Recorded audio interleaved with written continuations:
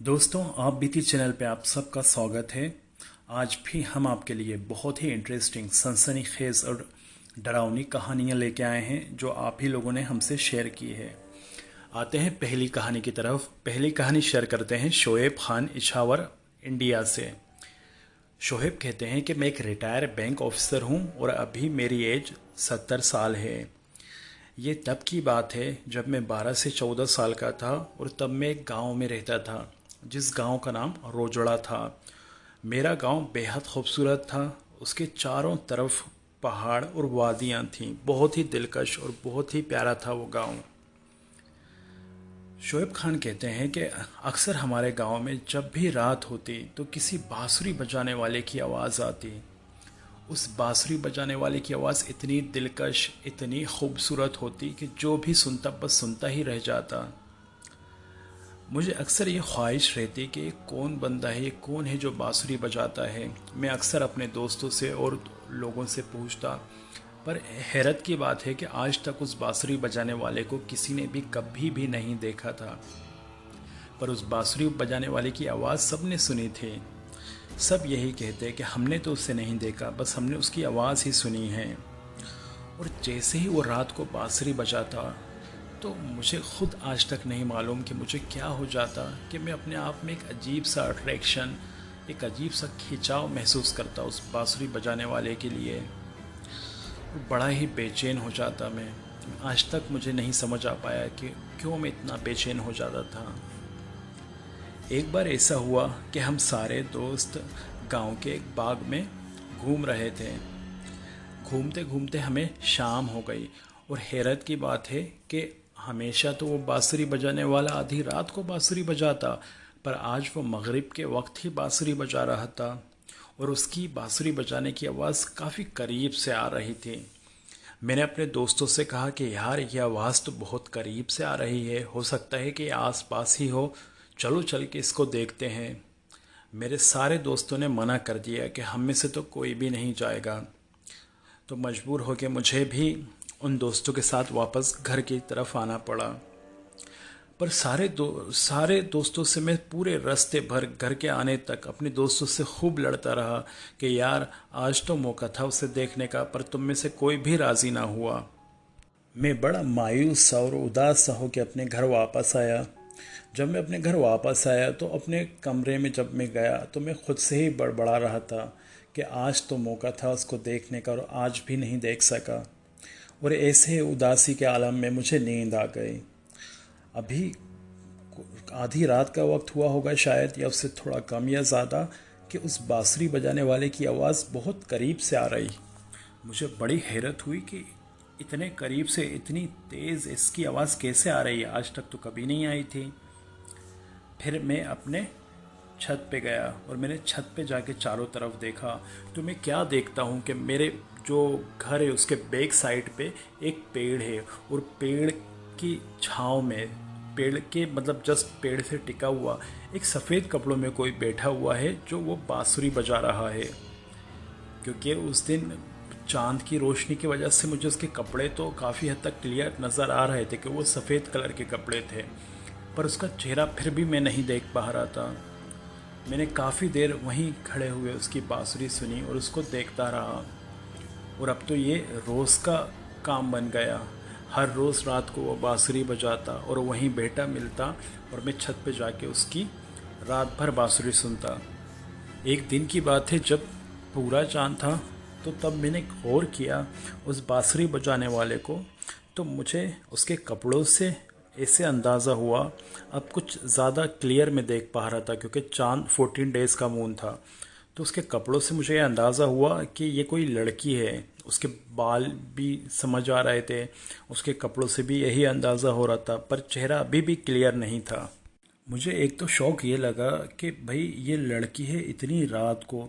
हमारे गांव में लड़कियां, मतलब उस ज़माने में लड़कियां 7-8 बजे के बाद घरों से, लड़कियां तो क्या लड़के भी नहीं निकलते थे बेज़रूरत। और ये आधी रात को ये लड़की कैसे इसके घर वालों ने इसे आज जाने दिया और कैसे इस तरह यहाँ बैठी है। इससे ना किसी का डर लग रहा है, ना किसी चीज़ का खौफ लग रहा है। मुझे बड़ा ताज्जुब हुआ उसको देख के। अब मैं बहुत खुश रहने लगा तो एक दिन मेरे दोस्तों ने मुझसे कहा कि यार अब तू वो बांसुरी बजाने वाले का नहीं पूछता। तब मैंने कहा कि यार वो बांसुरी बजाने वाली एक लड़की है और वो हमारे घर के जस्ट पीछे ही बांसुरी बजाती है। तो मेरे सारे दोस्त मुझ पे हंसने लगे और कहने लगे कि अगर तेरे घर के इतना पीछे वो बांसुरी बजाती है तो फिर हमको क्यों उसकी आवाज़ दूर से आती है, क्योंकि उनके घर भी मेरे घर के पास ही पास थे, अगल बगल थे। तो मैंने उनसे कहा कि मैं तो रोज़ उसकी बांसुरी सुनता हूँ, रोज़ उसे देखता हूँ। तो किसी भी दोस्त को मेरी बात का यकीन नहीं आया। फिर उस दिन रात को जब वो बांसुरी बजाने लगी, जब मैं उसे देख रहा था, एक मुख्तसर जो रोज़ का उसका शेड्यूल था उस टाइम के हिसाब से जब मैं उसको देख रहा था, तो आज उसी दिन उस लड़की ने मुझसे बात करी और मुझसे कहा और बाकायदा मेरा नाम लिया, शोहेब, तो मुझे देखना चाहते थे।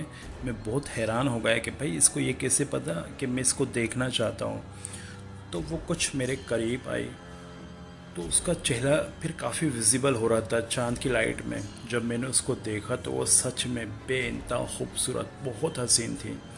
इतनी ज़्यादा खूबसूरत थी कि उस जैसी खूबसूरती मैंने शायद न पहले कभी देखी थी, ना आज तक कभी देखी है। फिर ऐसे ही रोज़ हमारी बातें होने लगीं। पर मैं अपने टेरेस पे रहता, वो दूर वहाँ पेड़ के पास रहती। फिर एक दिन उसने मुझसे कहा, मेरे दिल में पहले ख्वाहिश उठी कि काश इससे बाहर जाके कहीं मिलूं, कहीं बातचीत करूं। तो एक दिन ख़ुद उसने मुझसे कहा कि शोहेब, आप मुझसे कहीं और मिलना चाहते हैं? मैंने कहा हाँ, पर आपको कैसे मालूम? उसने कहा ठीक है। अगले दिन उसने मुझे एक फ़लाँ जगह का पता दिया और कहा कि मैं वहाँ आऊँगी। मैं उसके बताए हुए टाइम पे उसी जगह गया तो मैंने देखा कि वो एक पुराना सा किला था एक्चुअली, जो खंडर जैसा हो चुका था। किसी ज़माने का किला था वो, किसी को भी नहीं पता कब का था किला, पर वो खंडर जैसा हो चुका था। बट वो इतना वीरान नहीं था कि वहाँ कोई भी ना जाता हो, पर इतनी ज़्यादा आबादी और चहलकदमी भी उधर नहीं होती थी। तो जब मैं उस किले का उसने मुझसे कहा था कि आप किले के यहाँ आइए। जब मैं वहाँ किले के यहाँ गया तो वो किले के जस्ट साइड में एक बेरी का पेड़ था। तो वो कुछ इस तरह से था कि थोड़ा सा वो बैंड था, तो वो उस बैंड के एरिए के ऊपर बैठी हुई थी।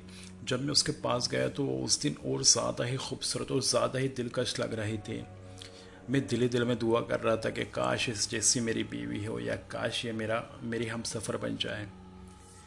तो जब हमारी बातचीत हो ही रही थी तब उसने मुझे एक अंगूठी दी और कहा कि शोहेब, जब भी आपको मेरी याद आए तो ये अंगूठी अपने पास रख लीजिए, इसे बस एक बार अपने होठों से लगा के चूम लेना। मुझे बड़ी हैरत हुई, बड़ा अटपटा सा लगा। उस दौर में मोबाइल फ़ोन ये सारी चीज़ें तो थी नहीं, पर ये बड़ी अजीब बात लगी कि अंगूठी को चूम लेना। खैर, पर मैं उसका हुस्न और उसकी बातें, उसका सहर इतना हावी था मेरे ऊपर कि मैं उसकी हर बात मानता गया। मुझे बड़ा अजीब लगा पर फिर भी मैंने मानी। तो अक्सर क्या होता है कि जब भी मैं अपने कमरे में अकेला होता रात को, उसके बांसुरी बजाने वाले टाइम के अलावा भी जब कभी भी मुझे उसकी याद आती तो वो मैं उसको चूम लेता और फिर क्या देखता है कि उस टाइम ठीक उसी टाइम वो वहाँ आ गई। मतलब उसका बांसुरी बजाने का टाइम था ऑलमोस्ट शायद 1 बजे के करीब वो उस जगह बैठती थी। पर अगर मैं उसको 9 बजे भी चूमूं तो भी मुझे वो वहाँ दिखे। मुझे बड़ी हैरत तो हुई, थोड़ा सा डर भी लगा। पर फिर जब मैं उससे बात करता कि तुम्हें कैसे पता चल जाता है, तो वो ये कहती कि ये जब हम दोनों एक दूसरे के लिए सच्ची फीलिंग रखते हैं, सच्चे जज्बात रखते हैं, तो कुदरती तौर पे अगर आप मुझे याद करते हो तो मेरे दिल में बेचैनी उठती है, तो मैं खुद आ जाती हूँ। मुझे पूरी तरह से उसकी इस बात का यकीन तो नहीं हुआ था, पर मैं उसके शहर में इस कदर जकड़ चुका था कि मैं उसकी किसी बात को इनकार भी नहीं करना चाहता था। अब एक दिन की बात है, जब मेरी मम्मी ने वो अंगूठी देखी तो मेरी मम्मी ने वो काफ़ी कीमती सी अंगूठी थी, सोने की, और कुछ हीरे डायमंड का रिंग वगैरह भी था उसके ऊपर। मेरी मम्मी ने वो अंगूठी देखी तो उन्होंने मुझसे ये कहा कि इतनी महंगी अंगूठी तुझे किसने दी है? मैंने बताया कि मेरा एक दोस्त है सलमान, उसने मुझे दी है। तो मम्मी बहुत नाराज़ हुई और उन्होंने कहा कि बेटा, इतनी महंगी चीज़ किसी की भी नहीं लेते, किसी की भी नहीं रखते, और कल जाके उसको वापस दे आना।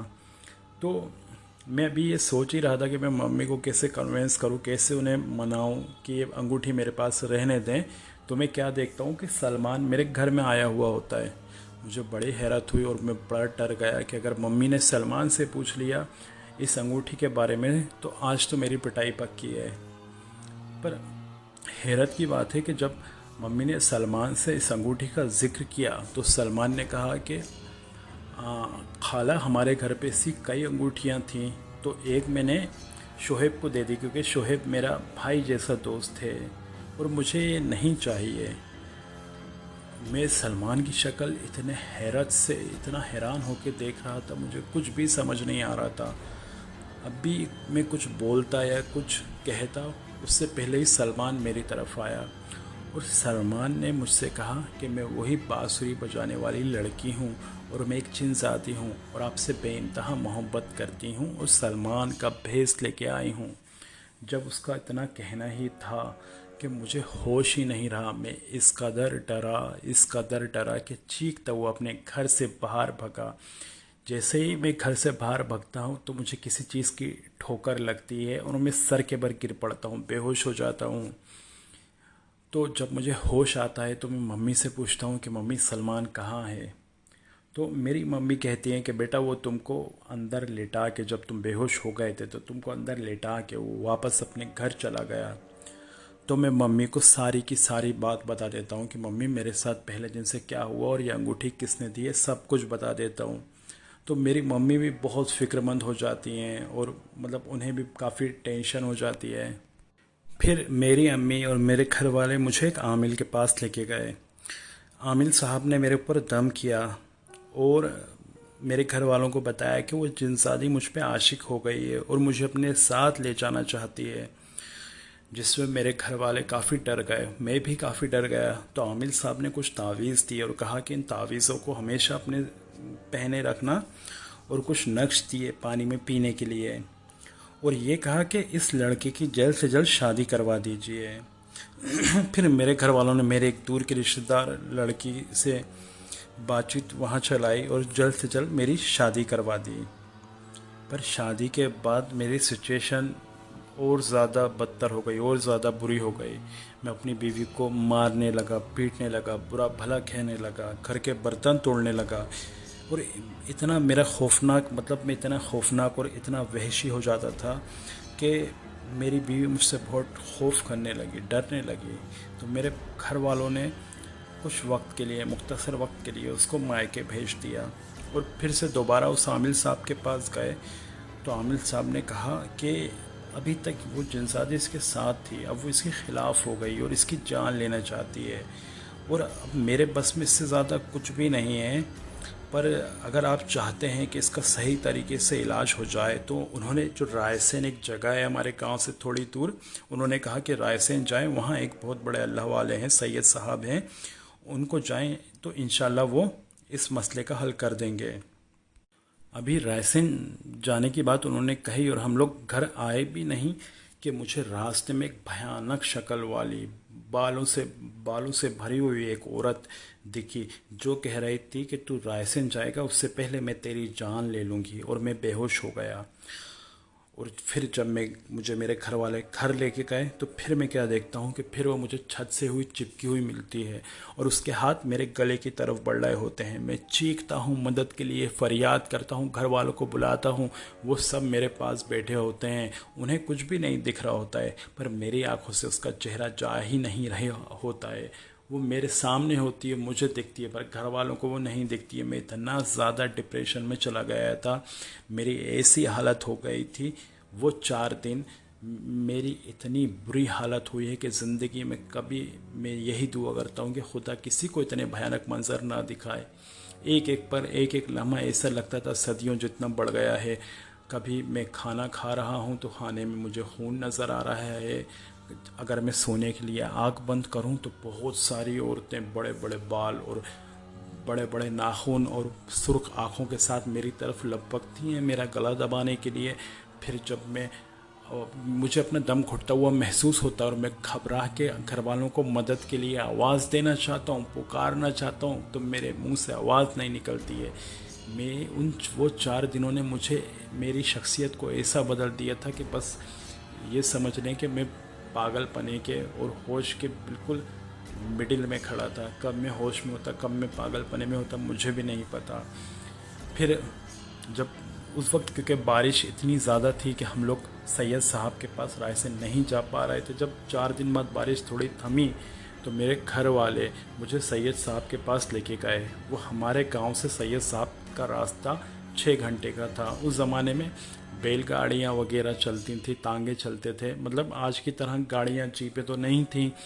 तो 6 घंटे बाद जब हम वहाँ सैयद साहब के पास गए, सैयद साहब ने मुझे देखा और देखते ही कहा कि ये इसके ऊपर पूरी तरह से आशिक हो गई है और ये इसे अपने साथ ले जाना चाहती है और ये अपने साथ एक लाहो लश्कर भी लेके आई है। मेरे घर वाले बड़े डर गए, रोने लगे और फरियाद आहुजारी करने लगे कि आप बताइए हम क्या करें। तो सैयद साहब ने कहा कि हर कुव्वत से बड़ी एक कुव्वत है, जो कुव्वत है रब्बे अज़ीम की, और अल्लाह ही है जो हर शक्ल और सूरत में लोगों को, मखलूकों को अपनी ताकतें देता है।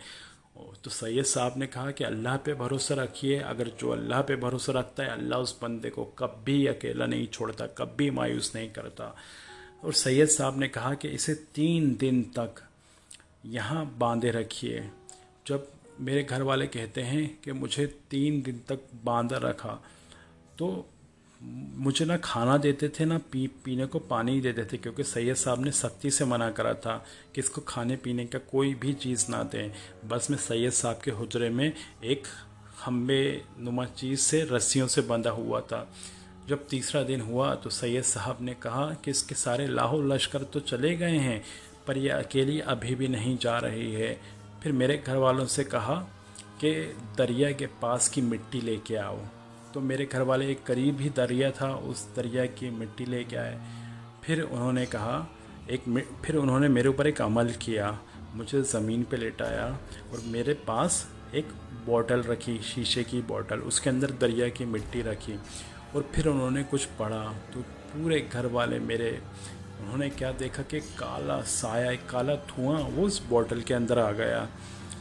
सैयद साहब ने उस बोतल को बंद किया और हम लोगों से पूछा कि आप क्या चाहते हैं, क्या मैं इसे जला दूं या इसे कैद कर दूं। तो मेरी अम्मी तो यही चाहती थी कि किसी की जान ना लें, साहब कैद कर दें। तो मेरी अम्मी ने भी यही कहा, हालांकि मेरे वालिद साहब चाहते थे कि उसे मार दिया जाए, पर मेरी अम्मी ने भी यही कहा कि उसे कैद कर दें, उसकी जान न लें। सैयद साहब खुश हुए। सैयद साहब ने कहा कि माफ़ करना इस्लाम सिखाता है और ये आपकी बहुत अच्छी बात है। और सैयद साहब ने कहा कि इस बोतल को फलाने जंगल में जाके दफना दें और उसके ऊपर एक बकरा ज़िबा करें, उसको सदका करें, उसकी खाल उसके ऊपर रख दें, इस बोतल के ऊपर, और फिर उसको दफन कर दें। और हम लोग ने ऐसा ही किया और अल्हम्दुलिल्लाह उसके बाद से मेरी ज़िंदगी में कभी इस तरह का कोई वाक़या नहीं हुआ। शुरुआत में कुछ अरसे तक तो मुझे ऐसे डरावने चेहरे चीज़ें ख्वाब में दिखती रहीं, पर वो 4-5 महीने बाद ही ये ऐसे ख्वाब आना भी बंद हो गए। दोस्तों, अगली कहानी शेयर करते हैं मिर्ज़ा सबूर बेग, बेगमगंज, मध्य प्रदेश, इंडिया से।